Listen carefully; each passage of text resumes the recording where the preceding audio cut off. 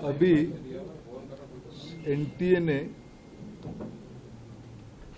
NEET UG का नई परीक्षा की तिथि घोषणा किया है। 21 जून को री एग्जामिनेशन की डेट घोषणा की है।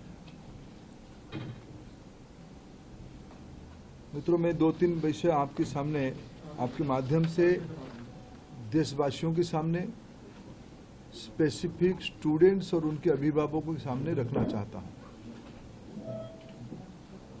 हमारी सर्वोपरि प्राथमिकता है छात्रों की भविष्य, उनकी परिश्रम के प्रति संवेदनशीलता सरकार की सदैव है। 3 मई को एग्जामिनेशन हुई। 7 मई तक एनटीए की ग्रीवेंस रिड्यूसल सिस्टम पे कहीं से आपत्ति आई। गेस्ट पेपर में ऐसे कुछ प्रश्न आए हैं जो इस बार की क्वेश्चन सेट्स में था। तुरंत ही हम लोगों की वहां चर्चा हुई। एनटीए ने और सरकार ने, education department, higher education department ने तुरंत उसको प्रारंभिक थोड़ा इंक्वायरी किया, एजेंसियों को दे दिया, भारत सरकार की एजेंसियों को दे दिया। भारत सरकार एजेंसी संबंधित 2-3 राज्यों के साथ जुड़ा हुआ विषय था। प्रथम दृष्टया में राज्यों की एजेंसियों से संपर्क किया और 12 तारीख तक, यानी 8 को सुबह प्रक्रिया एक प्रकार से 7 रात को शुरू हुई, 8 को ही शुरू हुई। 8, 9, 10, 11 3-4 दिन में जब हमको स्पष्टता हुई, हम कंफर्म हुए हैं कि इस बार गेस्ट पेपर की आड़ पे क्वेश्चंस बाहर गया है।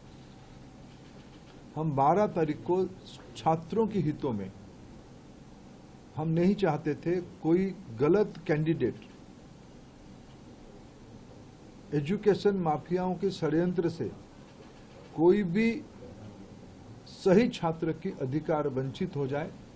इसीलिए हम बड़ी जिम्मेवारी के साथ, हमने कहा था हम जीरो टॉलरेंस की अप्रोच में चलते हैं। हमने पिछले बार जो विसंगति आई उसमें जो हमने राधाकृष्णन कमेटी गठन हुई थी, पिछले 25 और 26 दोनों साल हमने राधाकृष्णन कमेटी को शब्दशः इम्प्लीमेंट किया। उसके बावजूद भी ये दुर्घटना हुई। इसलिए हमने पहला हमारे निर्णय हुआ कि हम परीक्षा को इस बार रद्द करते हैं। हमने 12 तारीख को परीक्षा को रद्द किया।